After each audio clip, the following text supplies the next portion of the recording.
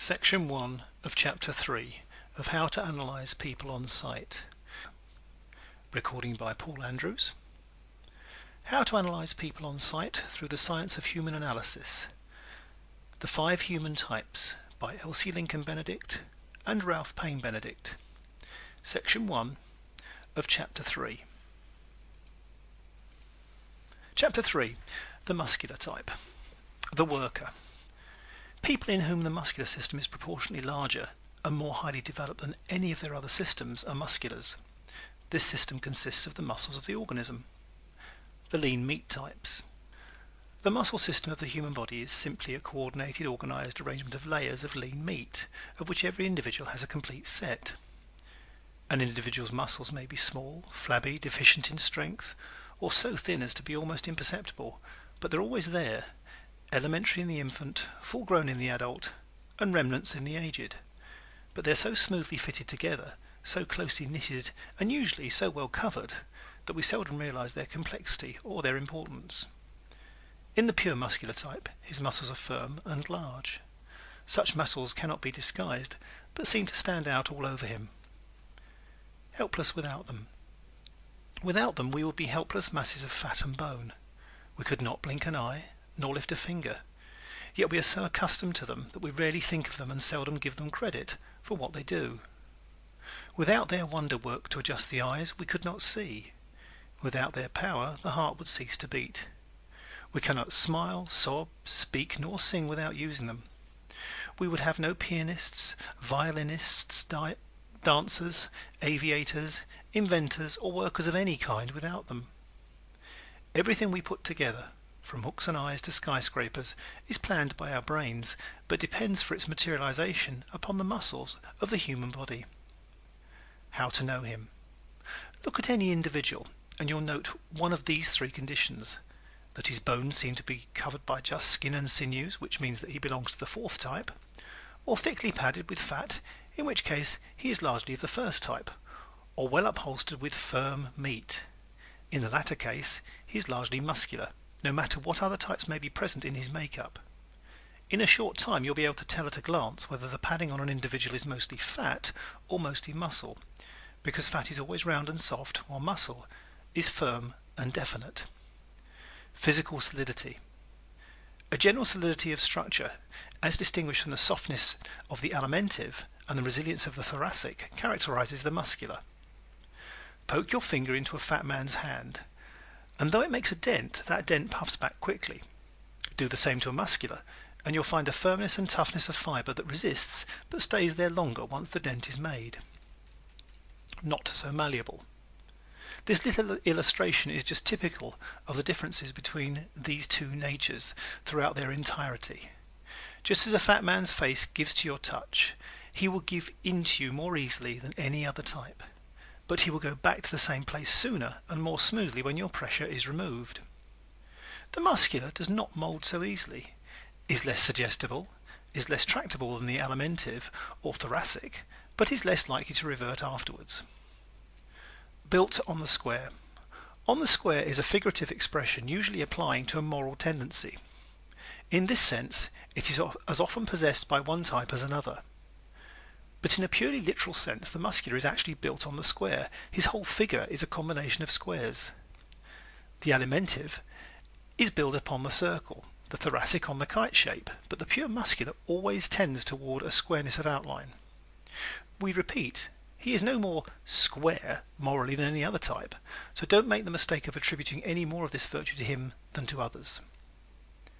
Each type has its own weaknesses and points of strength, as differentiated from other types, and these are responsible for most of the moral differences between people. No type superior morally.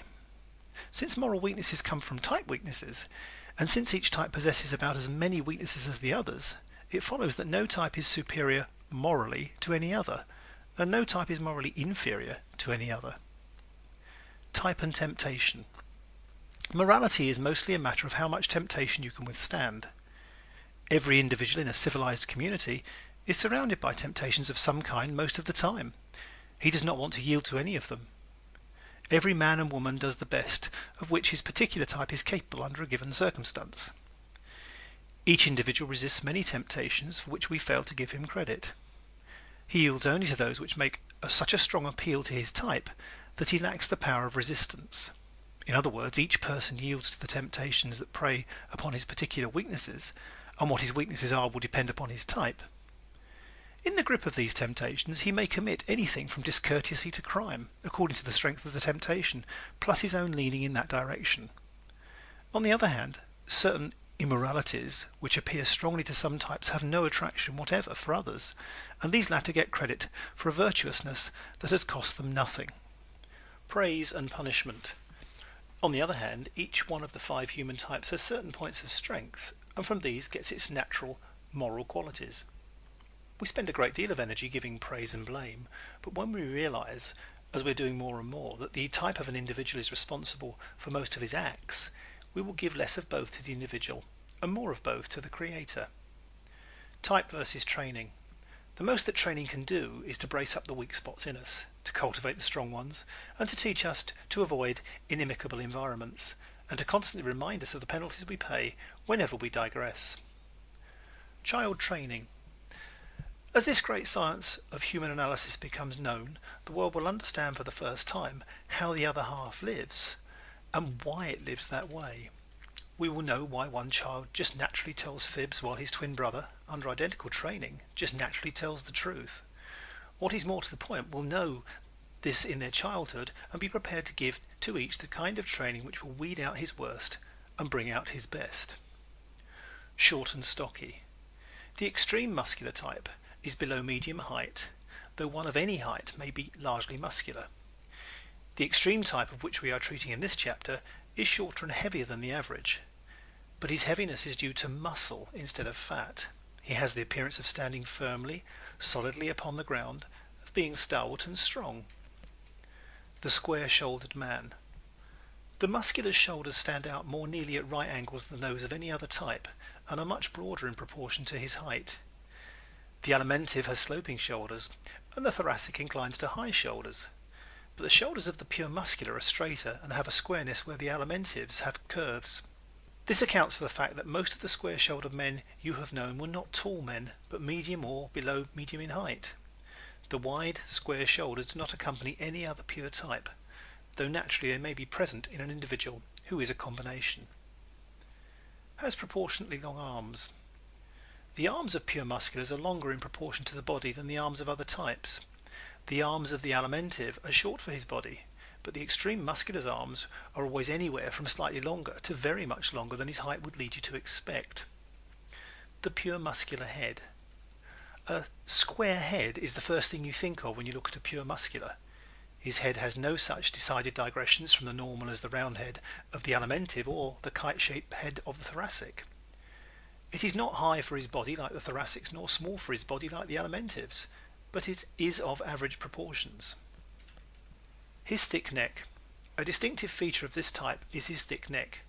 It is not fat like that of the alimentive nor medium long like that of the thoracic, but has unusual muscularity and strength. This is one of the chief indications of the muscular's strength. A sturdy neck is one of the most significant indications of physical prowess and longevity, while the frail neck, of which we shall speak in connection with the fifth type, is always a sign of the physical frailty which endangers life. The thickness of his neck may sometimes give you the impression that the muscular head is small, but if you will look again, you'll see that it is normal for his bodily size. His square face. Looking at him from directly in front, you will see that the muscular's face gives you an impression of squareness. You will also notice that his side head, cheeks, and jaw run up and down in such a way as to give him a right-angled face. His square jaw. A broad jaw is another characteristic of this type. Not only is it square, looked at from the front, but you're pretty sure to note that the jaw bones, as they proceed downward under the ear, tend to make a right-angled turn at the corners instead of a rounded curve. These dimensions tend to give the whole lower part of the muscular's face a box-like appearance. It is considered becoming to men, but it robs its female owners of the delicate pointed chin so much desired by women. The typical muscular hand. Notice the hands of the people you meet, and you'll be surprised to see how different and how interesting they are. Their size, shape, and structure as seen from the back of the hand are especially significant and tell us much more about the individual's nature than the palm does. Perhaps you have thought that a hand was just a hand, but there are hands and hands. Each pure type has its own, and no other is ever seen on the extreme of that type. The hand of the muscular, like all the rest of his body, is built in a series of squares. It runs out from the wrist and down in a straighter line and tends to right angles. The square fingers of this type. Spatulate fingers, meaning fingers that are square or paddle-shaped at the tips, are sure indications of a dedicated muscular tendency. He may have other types in combination, but if his fingers are really square, sawed off at the ends in such a way as to give them large instead of tapering ends, that person has more than average muscularity, and the activities of his life will tend in the directions referred to in this chapter. The manual worker. Musculars are the hand workers of the world. They are the artisans, craftsmen, constructors and builders. We all tend to use most of these organs or parts of the body which are largest and most highly developed. The muscular's hand is proportionately larger than the hand of any other type. It has more muscle, that one element without which good handwork is impossible. So it has followed inevitably that the manual work of the world is done largely by musculars. Their hands are also so much more powerful that they do not tire easily. The hand of a creative artist. The artist's hand and the artistic hand are phrases long used, but misused. Delicate tapering fingers were supposed, in ancient times, to denote artistic ability. The frail curving hand was also supposed to be the sign of an artistic talent. From the stage of old down to the movies of today, the typical artist is pictured with a slight, slender hand. This tapering fingered hand denotes a keen sense of artistic values, a love of the aesthetic, refined and beautiful, and real artistic appreciation, but not the ability to create. The hand arts. Before we explain this, kindly understand that we're speaking only of these arts which require handwork, and not of such arts such as singing, dancing, or musical composition, which could more properly be called artistic activities. We are referring only to those arts which depend upon their creation upon the human hand, such as painting, architecture, craftsmanship, cartooning, sculpture, violin, piano, etc. All these are created by square-fingered people. We are too much inclined to think of the products of these arts as being created out of sheer artistic sense, artistic taste, or artistic insight. But a moment's reflection will show that every tangible artistic creation is the result of unusual handwork combined with gifted headwork. Without a sure, strong, well-knit hand, the ideas of the greatest artists could never have materialized. The lack of such a hand explains why the aesthetic, the artistic-minded, and the connoisseur do not create the beautiful things they appreciate. Head and hand partners. The hand must execute what the brain plans, and it must be so perfect a mechanism for this that it responds to the most elusive inspirations of the artist. It must be a 50% partner, else its owner will never produce real art. No type has this strong, sure, coordinated hand machine to any such degree as the muscular. The finger ends, which are of the utmost significance in the creation of artistic things, must be fitted with the well-developed muscles of extreme efficiency, or the execution will fall short of the ideal pictured in the artist's mind. The pure muscular type seldom makes an artist, for, after all, inspired brainwork is the other important element in the creation of art, and this is the forte of the fifth type. A combination of the fifth type with the muscular makes most hand artists. A combination of the muscular and thoracic makes most singers. Every hand artist will be found to have spatulate-fingered hands, in short, muscular hands.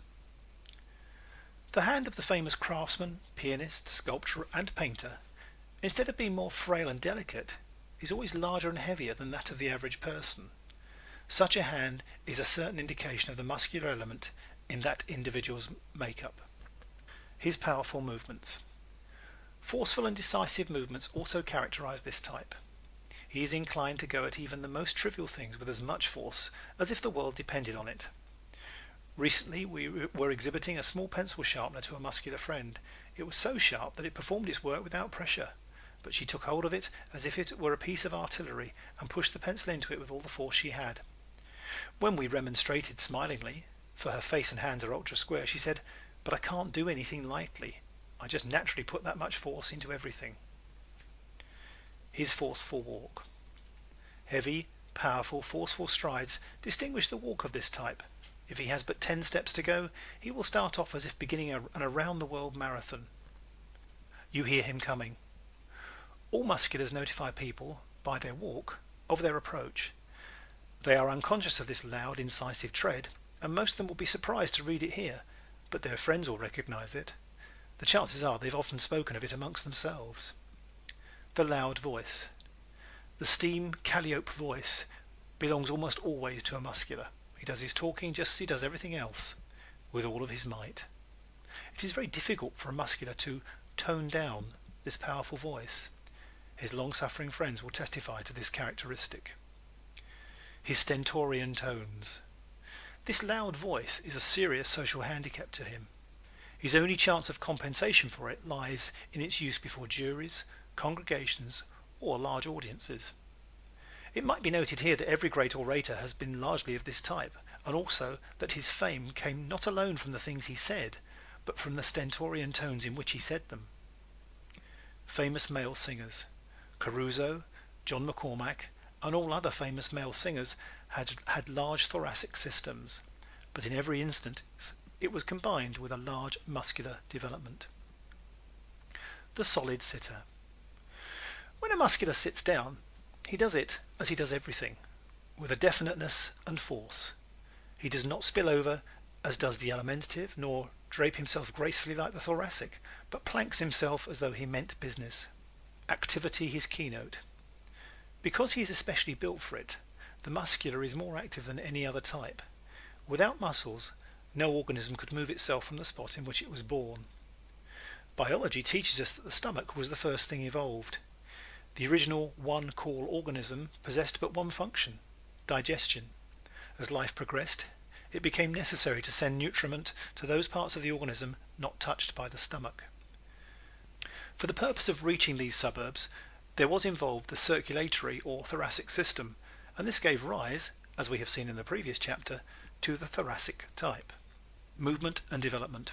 As time went on, movement became necessary, full development not being possible to any static organism. And to meet this need, muscles were evolved and organic life began to move.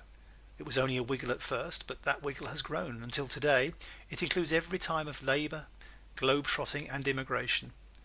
The muscular is fitted with the best traveling equipment of any type and invariably lives a life whose main reactions express these things. The immigrant muscular. No matter what his work or play, the muscular will make more moves during the course of a day than other types. He loves action because his muscles, being over-equipped for it, keep urging him from within to do things. As a result, this type makes up most of the immigrants of the world. Italian, Poles, Greeks, Russians, Germans and Jews are largely of this type, and these are races furnishing the largest number of foreigners in America. Inertness irks him. Shut up a muscular and you destroy him. His big muscle system cries out for something to do. He becomes restless, nervous and ill when confined or compelled to be idle. The alimentive loves an easy time, but the muscular dislikes ease, except when exhausted. Even then it is almost impossible to stop him. Must be doing something. I can't bear to be doing nothing, you often hear people say. Such a person always has plenty of muscle. Musculars want to feel that they are not wasting time. They must be up and doing, accomplishing something. If there is nothing near them that needs doing, they are sure to go and find something. The born worker. Work is second nature to this type. He really prefers it. Everyone likes some kind of work when in the mood, if it serves a purpose or an ideal, but the muscular likes work for its own sake, or rather for the activity's sake. Work pulls on the alimentive and monotony on the thoracic, but leisure is what pulls on the muscular. He may have worked 10 years without a vacation, and he may imagine he wants a long one, but by the morning of the third day you will notice he's found a piece of work for himself. It may be nothing more than hanging the screen door, chopping the wood, or dusting the furniture, but it will furnish him with some kind of activity. Because he enjoys action for its own sake, and because work is only applied action, This type makes the best worker. He can be trusted to work harder than any other type. Requires less watching. It is no accident that the 300 men gangs of foreign workmen who dig ditches, tunnels and tubes, construct buildings, railroads and cities work with fewer foremen and supervisors than are ordinarily required to keep much smaller forces of other employees at their posts. End of section 1 of chapter 3.